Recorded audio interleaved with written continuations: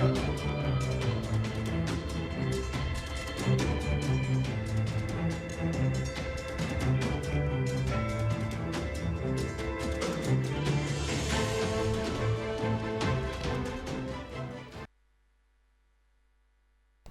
Talk Point again on Lagos Television. I'm very, very happy that you can actually link up with us. We'll be looking at preparations for local government elections. Of course, you know that the Lagos local government election will be coming up next month, precisely on Saturday, July 12th. 2025, and of course preparations are in top gear. The Lagos State Independent Electoral Commission has put so many things in place ever since the commission was inaugurated early January.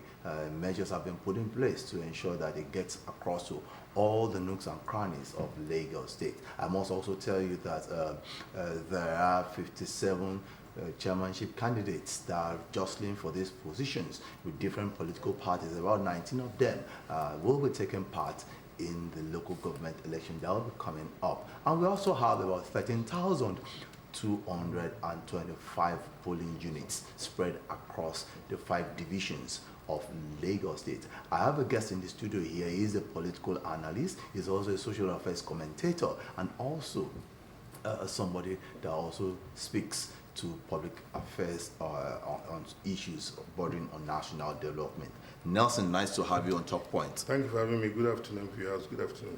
Yes, Nelson, just like I said in that brief intro, Lagos local government elections will be coming up on Saturday, July 12th, in less than 12 days or so, or 3 weeks, rather, let me put it that way, in less than 3 weeks, we'll be having that elections. And of course, we also know that the various political parties will be taking part in the elections. Now, but my own focus now is how prepared are we for this election?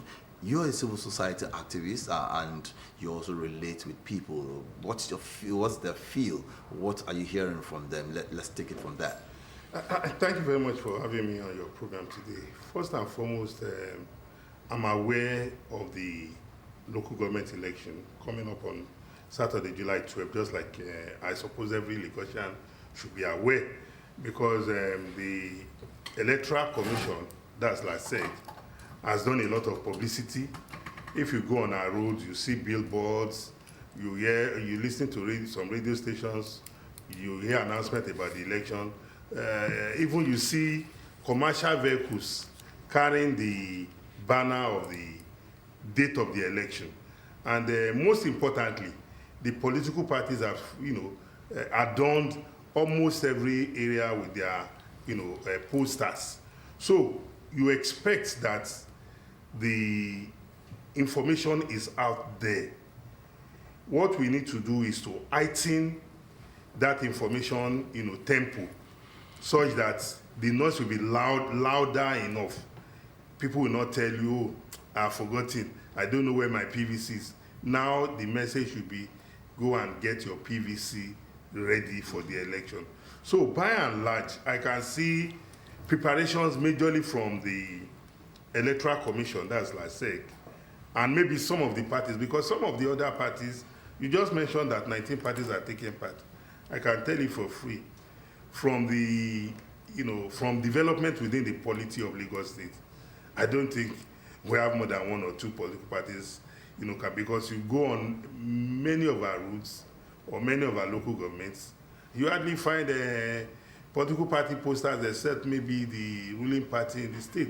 So you are wondering what is going on with those parties. For example, look at the primaries that produced the candidates of the ruling party for this election. It was in the public domain. The accusations, the counter accusations, that one also heightened the publicity around the election. But for other political parties, we hardly hear of them coming up with their primaries or whatever they are doing to intimate them with the electorate. So as an electorate in Lagos, I'm only conscious of the ruling party adorning almost everywhere. Why others are not doing that, I'm not in a position to speak for them. Yes, that brings me to that question, because when we say democracy, we're looking at participation. We're looking at competition. You know, but from what you have said now raises concern because if election is taking place, let's use a football match as an example. If a football match is going to take place, there must be players, there must be the coach, there must, you know, everybody, there must be people that will watch, there will be participation, that will be involved. Now, let's liken it to the election. How come we're just going to have one party or so when we expect that 19 political parties are expected to take part? We have 19 political parties and they took part in the 2023 general elections. Yes, you know, democracy allows freedom of choice about your course of action in propagating your ideals, so long as it does not run foul of the rules of engagement. Maybe some of these parties that we are not seeing now, maybe they want to adopt the fire brigade approach. Maybe at the wee hours of the election time, maybe that's when they will come out. But if they are adopting that style of electioneering, I don't think that is good enough. Because whatever one wants to, buy, whatever one wants to purchase in the market, you must have an inkling of what it looks like. Yeah. What is the color? What is the shape? That's true. Nobody likes, marketing ambush. People ambushing you to purchase a product. That is why we say ambush marketing is like impulsive buying. You will not have, been able to weigh the pros and cons of that candidate. So for me, I think it is important for us to, highlight this deficiency because, like you said, it's worrisome where parties that are going to take part in an election where their public outing is very, very low. I've seen some of the parties is like, what I've seen about some of the parties is like, they are concentrating their energy for localities where they believe they have the strength. So they are measuring their strengths and weaknesses, where they know they have weaknesses and maybe they feel there's nothing they can do. So you're bringing SWOT analysis. Yes, it's like that's what some of them are doing, because I've seen some campaigns on the social media and I've seen areas where that campaign by these other political parties that we are not seeing in some of our other neighborhoods where their campaign, is there in the eyes and in the nose of any discerning, individual. So, but be that as it may, it is important for us. At every point in time, we have always, as civil society actors, as an election observer, because the 2022 election, my organization was one of those accredited by LASEC, to observe the election. Are you taking part in this? Definitely, we are very much willing to take part. We want to see the modalities that will allow us to take part, just like we did in 2020. Okay, let me ask you this question since you raised that issue. As civil society organizations, did any political party get across to you, or are you aware of any political party that has gotten across to LASIEC to hold that they will be holding their primaries? That session is already over. yes. Because there was a window.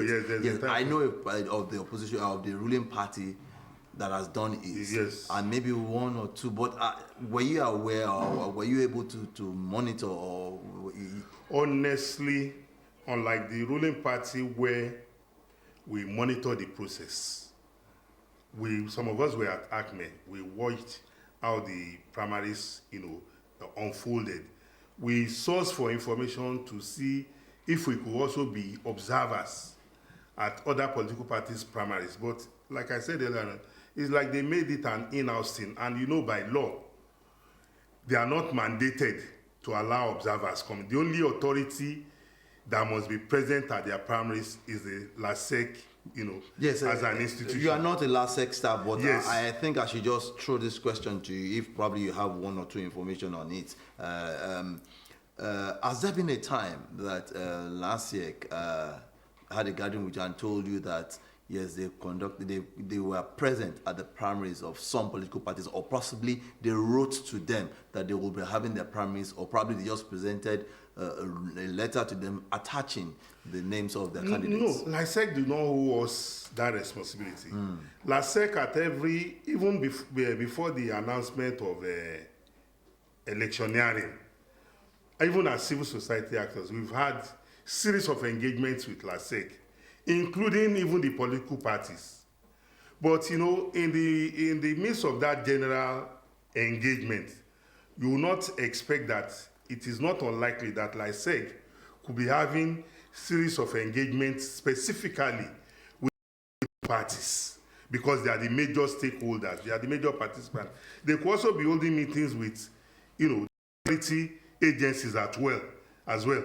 So for us at the civil society angle, we've not, apart from those engagements we've had before the LASEC blew the whistle for the proceedings to start, submit the name of your candidate with passport photographs, this is the date for your primaries, submit the name of your candidates, blah, blah.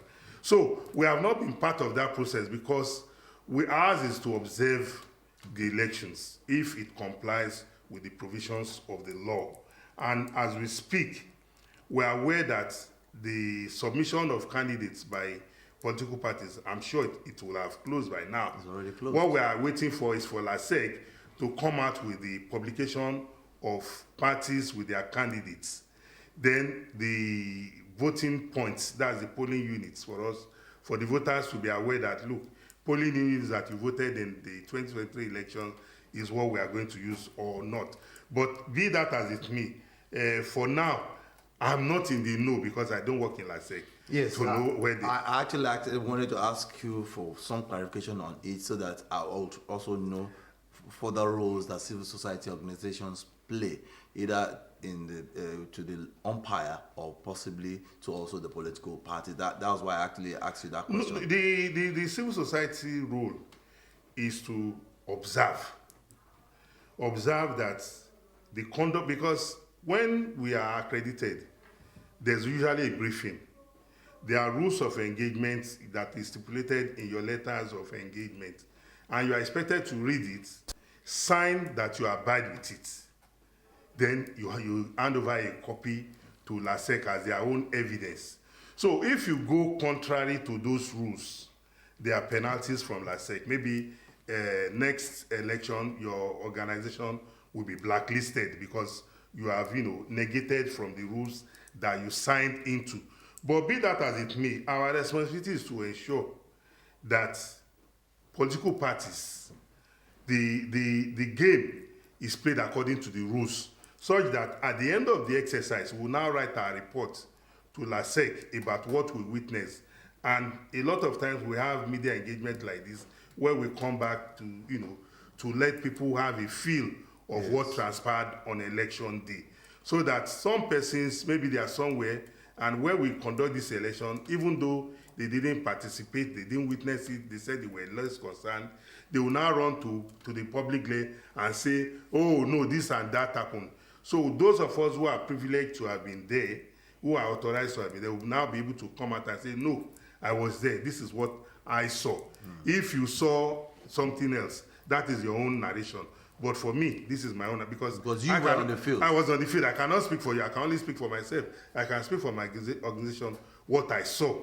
And that will help deepen the process, such that whatever anomalies we observe, those anomalies will be taken into consideration in the overall review of the exercise by the electoral umpire, because part of their job is to review activities before, during, and after. So people should not assume that when an electoral body reels out a time frame for election, that they just go to sleep. Even on the day of election, they are making, they are reviewing every activity along the way. They are making calls, because one man cannot run the whole 57. People are assigned responsibilities, and there are checks to see whether, have we done this? Are we moving in logistics? What is the situation in your locality? Because I will not be there. It is for me to now call those our agents, our representatives there, that what is happening in your locality? Oh, my locality is good. Everybody is clean up to vote. There's no trouble. Oh, my locality, some people are fighting. My locality, they have not brought the ballot paper. That is how we escalate such incidences to the electoral umpire, and they make remedy. So our duty is to the constitution and to the Nigerian people. Okay, yes, I thought I should just give Nigerians and Lagos residents the opportunity to also hear firsthand from your group so that we will know what you are also involved in. But I'm also aware that the Lagos State Independent Electoral Commission, because I've covered one or two of the events, and I know that they've had a series of meetings with the security agencies. They've had a series of meetings with civil society organizations, such like yours. Yes, we were there together. Yes, I remember. yeah, we went there. At least we met twice. Yes. One at Ikeja and the other one at Yaba. Yaba, yes. Yeah. Yes, they've also had meetings with people with disabilities because concerns were raised to say, look, how can they further get entrenched in the inclusiveness? Yes, inclusiveness. They were also involved in. So they've also had meetings with political parties, which I am aware, because I also covered one of the events. Now, what we're trying to let Nigerians know from my own angle is that, yes, elections will be coming on Saturday, July 12, 2025, and that's Lagos local government elections. And everybody is planning towards having that election. And it is the responsibility of everybody to ensure that things work right. It is your civic duty to go out and ensure that you vote for the candidates of your choice. That is very, very important. Nelson, let's also look at the issue of security, because that's also very, very key. Now, what are your expectations from security agencies, your expectations from civil society groups, your expectations also, because these are some of the people, and because if you want elections to hold peacefully, there must be that confidence that, okay, when I come out, I'll be able to vote. When I come out, there will be ballot boxes and ballot papers, without delays, because obviously we know that between certain period of time and 4 p.m., between 8 and 4 p.m., there might be restrictions so that people can vote. So in that area, what are you looking at? I was just going there. You took it out of my mouth, and it is that we all know it's unfortunate that we live in a society where whenever we want to have elections, we close down. We close down everywhere. It doesn't happen in some other places. But that is our lot for now. Maybe by tomorrow, we would have outgrown such, conduct.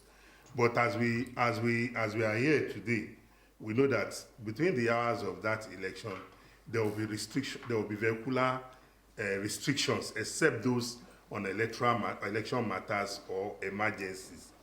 The security operatives, we know, like you have rightly mentioned that you were present, we know they will have some meetings with the electoral body, and they will be mapping out their plans, how to ensure, total security. We've had local government elections in 2022, and I can tell you the security was top-notch, except that in 2022, if you remember, the turnout was very low, and there was heavy downpour. I still remember vividly well on that day. There was heavy downpour. So it is about engendering the... That's 2021. It's 2021, because it's 4 years now. Yes. That was 2021. Yes. So I think it's about letting our people know that whatever be the shortcomings that we have observed in our elections can only be remedied if we participate. It cannot be remedied if we stay away. In the past, I tell people that elections conducted by INEC are one of the best elections in the world. And how INEC got to this stage is because some of us refuse to allow INEC rest. That, look, you must get it right. And that is why today we can beat our chest and say, look, hey, the elections conducted by INEC, you can hardly find any electoral body outside of this country that can conduct a better election than INEC. Coincidentally, LASEC is making use of the INEC model, the register and everything, so that because the areas are already mapped out for people to go. They know those areas, so they're using those areas. So it is expected that LASEC would also do a human's job to ensure that everybody gets the right to vote. Yes, because the elections in Nigeria is guided by the Electoral Act 2022 as amended.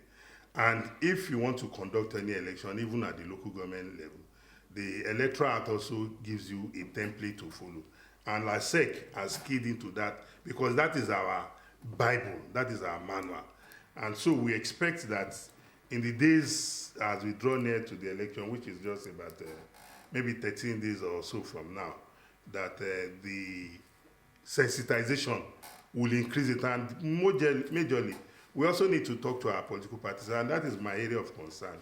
It's like our investment in our political parties is still on the low side, because ordinarily, the political parties are the ones that are supposed to galvanize their members through their programs, activities, and what have you. Political parties don't have to wait until election time before they gravitate towards the people. At every point in time, political parties need to have engagements, and it is the duty of the people in the course of those engagements to be asking, vital questions about governance. Yes, I'm afraid time is no longer on our side. I want to thank you so much, Nelson Ekujumi, for finding time to come to Talk Point and also discuss preparations for Lagos local government elections that will be coming up on Saturday, July 12th. Yeah, that's next month. So it is expected that every Lagos resident participate in that election. It is expected that you go out to perform your civic duty to ensure that you vote for the candidate of your choice. And of course, we know that we have 376 councillorship elections that will also be going ahead with the 57 chairmanship candidates that will also come up, and people are expected to vote for them. So ensure that you do what is right and ensure that you maintain peace and orderliness, as security agencies are saying, and LASEC is assuring that everything will be fine. So I want to thank you so much for being part of Talk Point. Nelson, thank you for being part of Talk Point. Thank you for having me. It's a pleasure. Yes, on that note, we have come to the end of Talk Point 767. And we want to still the lines to always call in times of emergency. Stay out of trouble. Ensure that you do what is right to ensure that Lagos and indeed Nigeria gets better. I am Omololu signing out.